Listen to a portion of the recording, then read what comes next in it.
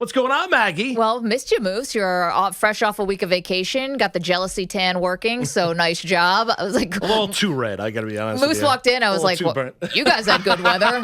Sheesh. Good for you. I'll be over here pasty and pale.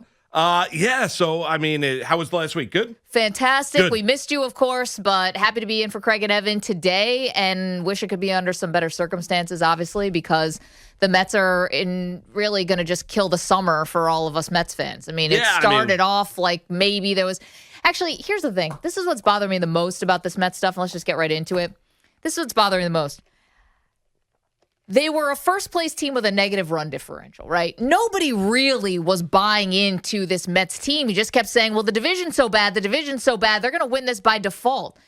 And now after the sweep in Philly and losing 3 out of 4 to the Marlins, there's like this really like sad realization that's kind of sinking in, which is that this core group is not going to be the group that's going to do it. And we've invested so much into these guys, but this is a flawed team because the offense is flawed. It's not sample size anymore. It's not bad luck. They're not good enough, Moose. And so there's a little bit of like, I'm a little like mourning today. Like, I'm glad to see you and like your tan looks great. Thank you. But I'm a little bit in mourning because I'm realizing that major shakeups are going to happen to this team, and they're probably going to have to part with someone that we all really love in the Mets fan base, that we all love, because this current group is not going to be the group that's going to win the World Series. Yeah, well, the way that they're going right now, I mean, they're in a free fall. And, you know, Gary Apple said it the other night on SNY. I mean, right.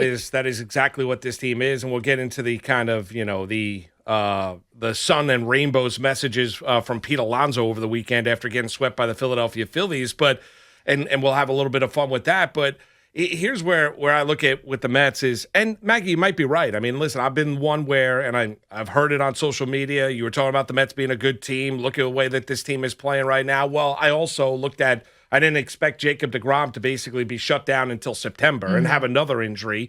I also didn't expect, you know, Taijuan Walker to be as bad as he has been here post All-Star game in the second half. I also expected this Mets offense to go out there and get going. You know, when you're watching this team and the inability to go out and hit a fastball is alarming. I mean, it's just absolutely alarming when they had an opportunity against Ian Kennedy and it's one uppercut swing after another. When you have Luis Rojas after the game saying, you know, our approach, we're not prepared. Well, this is on Hugh Quattlebaum and everybody, if you want to blame the hitting coach or what they're emphasizing as an organization of what they deem to be, this is how you're going to be successful as a hitter, right? So this is the way it's going to be, right? Are they hunting fastballs? No, fastballs are getting blown right by them, and you're seeing it night after night after night, to throw into the embarrassment of the pep talk from Cohen yesterday before the game, and then Zach Wheeler going out there on a day that they retired the number of Roy Halladay, goes out there and throws a two-hitter in a complete game. I mean, just an absolute insult. Yeah. So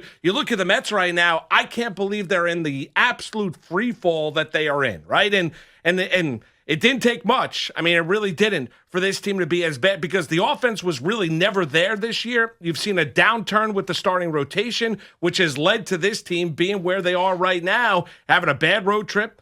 Terrible, capping it off, you know, losing a series against Miami and then all of a sudden getting swept by the Philadelphia Phillies. Terrible road trip. And this is what I mean by it's not a small sample size. The offense has never really gotten going this year, and they didn't get going last year. So multiple hitting coaches, multiple seasons, and it's the same thing. So forgive me if I can't say, oh, this is just some bad luck and, you know, the ball finding the opponent's glove or the wind is blowing in from center field. What are we talking about here? This is not just one bad road trip. This offense is fatally flawed. That's it. Period. There's too much. We've seen too much now to think that all of a sudden it's just going to turn around. And they made this huge acquisition at the deadline. They added Javi Baez at the deadline. First of all, it's not enough because little did we know how bad Jacob deGrom's injury was going to be.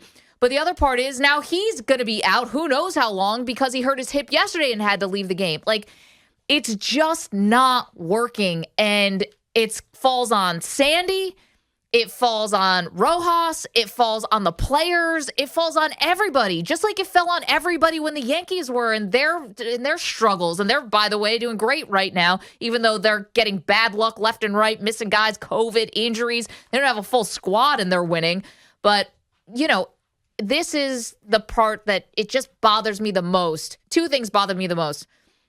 One, there's no evidence that we can see that your process is working. Moose, I know you hate the word process. This is your least favorite thing. I'm willing to go along with it, but at some point, you do have to see some results. We're not in the meetings. We don't see what's happening, but Luis Rojas is telling you by his post-game pressers, he says, we have to come out and be more aggressive. And that doesn't mean swinging at every pitch. It means understanding what the pitcher's trying to throw to you in a certain count. You got to take that information they're giving you and be smarter about how you're applying it. And the second thing is the message that all is well. I'm sorry. If a player wants to be optimistic, and Pete Alonso, I said, his personality is like a Labrador Retriever is playing first base. But good for you if you want to be positive and smile through it, and that's how you need to get through it. Don't expect me to come with you. Don't expect me to come with you. Pete Alonso has played 0 postseason games in his Mets career. 0. This team does not have anything to fall back on where you can say they know how to get to the postseason. What? Not this group.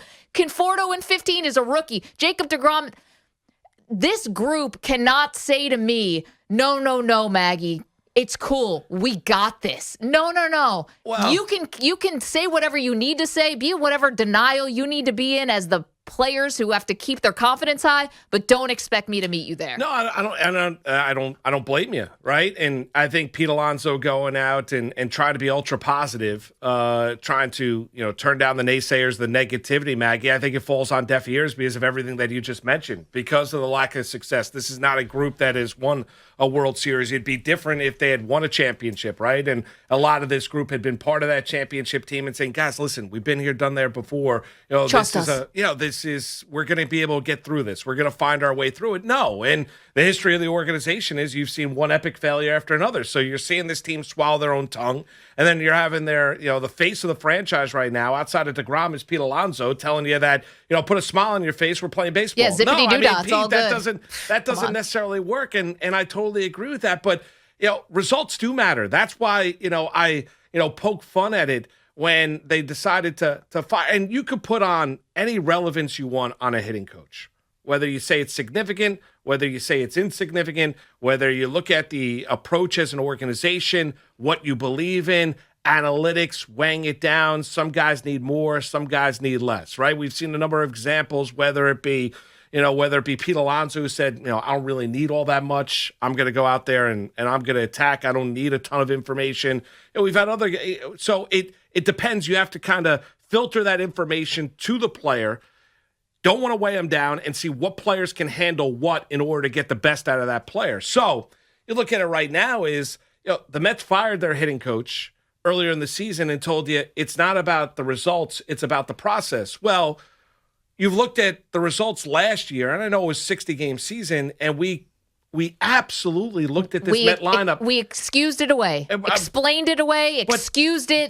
Nothing's changed. Right, nothing's changed, but they were a little bit better offensively a year ago, right? They were. I mean, you look at them where they are right now, and if it has to be about the results, right? I'm tired of hearing about, and that's what drives you crazy about it's not just the Mets, it's others when they look at the process. Is our process healthy? The results will come. Well, you're watching this offense, Maggie, and it's not getting better. And there is still talent on this team, right? That's what makes it so hard to watch. That's what's frustrating to watch, right? There's no doubt. So you look at it, Conforto's still a talented player. Is he a $200 million outfielder? He is not, right? Dom Smith, Brandon Nimmo, Baez when he's healthy, Francisco Lindor when he's healthy, James McCann is a decent enough offensive catcher, J.D. Davis, what he can be offensive. There's still enough talent on this team to say they should be a lot better than what they are right now, and it's embarrassing and it's impossible to watch right now. It really is, because I really believe the manager has come out, Luis Rojas, and said, and is telling you, in not so many uncertain terms,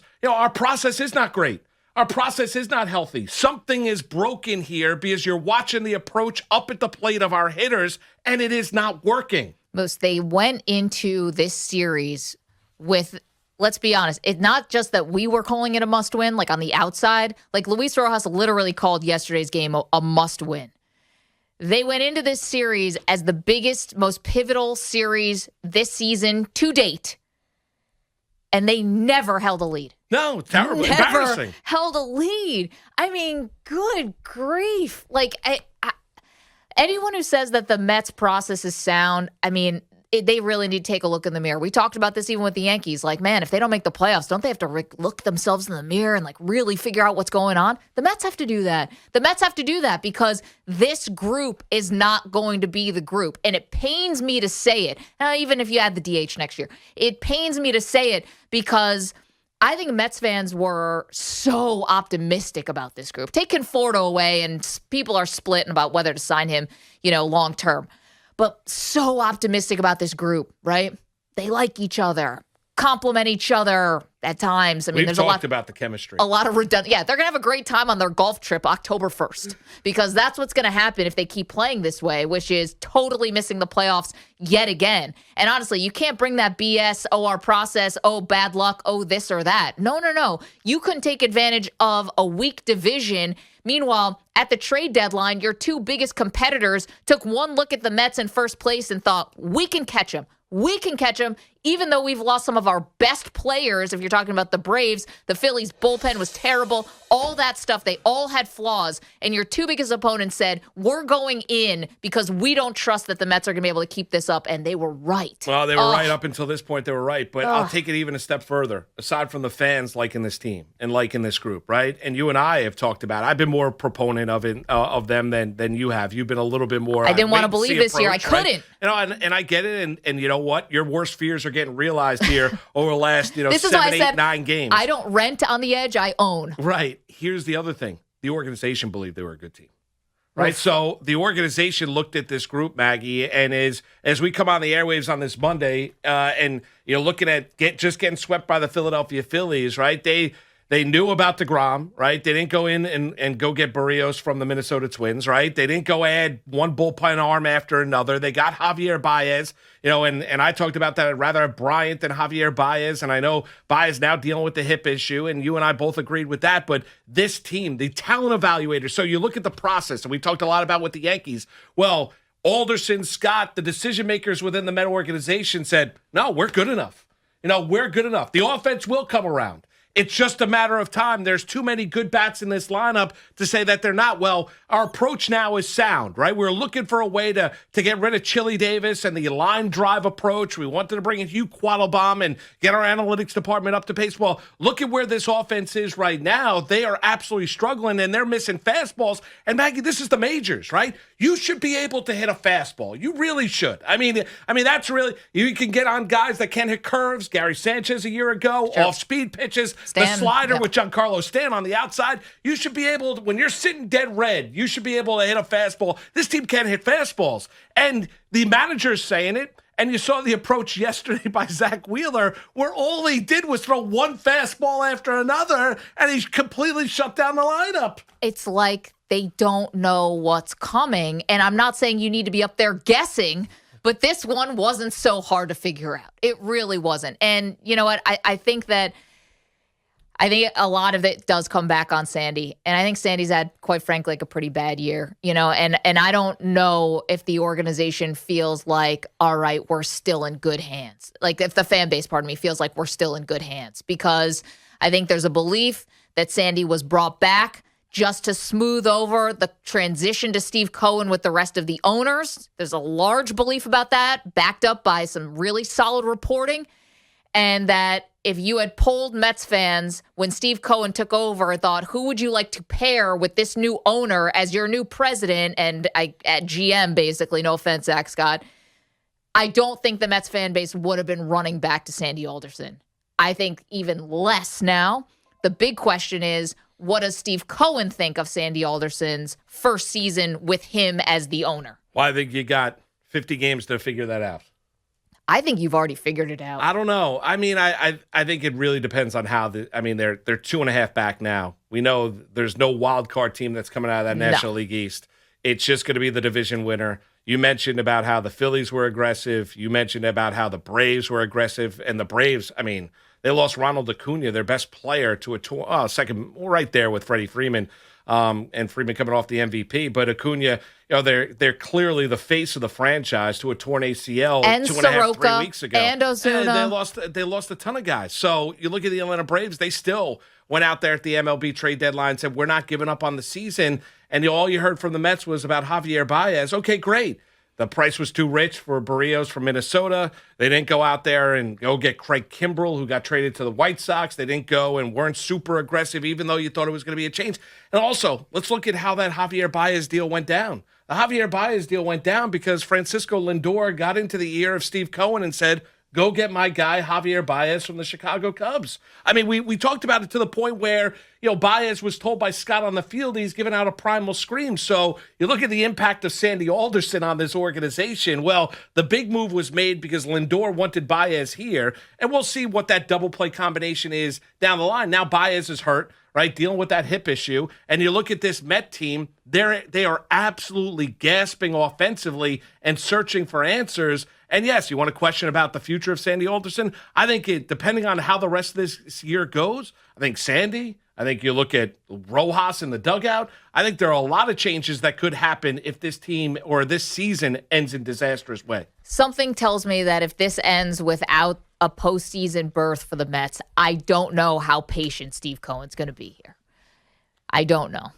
I think Mets fans would be hoping for some major changes. I think we're all going to find out together, right? But it's the realization. It's the realization about that, about Sandy. It's the realization, not that we didn't know, the realization that this just isn't working. This just isn't working. And you love this core. Everybody I have ever talked to in terms of Mets fans love this core and want this to be the guys who get you there, right? I mean, how much we've lived with Conforto's ups and downs, with Nimmo, with Dom Smith, with Alonso. I mean, it's everyone we've been rooting for and everyone we've been pouring ourselves into, and it's just not right. They've got to do something else. They've got to fix it, and it's going to be painful when one of these guys has to leave. But you know what? The good thing for the organization, and not to sound callous about it, is that you have these guys who are young. I thought you were going to say there's an off day today. A reprieve. Thank you, Moose. The good thing for the Mets is they're not playing today. It's fantastic. Just an opportunity. Well, and I think the Phillies are also not playing today, so I guess that's good. Although they have the Dodgers coming up, so good luck. But I think that it's a lot of these guys are young. They're under a lot of control, and so if one of them does need to get traded, or if then you can probably get a lot back in return. I can't believe this is where we're at, but that's where I'm at now into August because they've won one game this month. Well, they've been terrible. They've been terrible. We'll get into the rosy messaging of Pete Alonso. We'll get into a little Yankees as well. Durant signing an extension with the Brooklyn Nets. Saquon Barkley off the PUP list for the Giants, and he's at practice today at Giant training camp. We'll get into all that and more. It's Moose and Maggie with you, in for Carton and Roberts on this Monday afternoon. Take you right up until 7 o'clock tonight. We're coming to you live from the Town Fair Tire Studios, powered by Town Fair Tire. Nobody beats Town Fair Tire, and I mean nobody.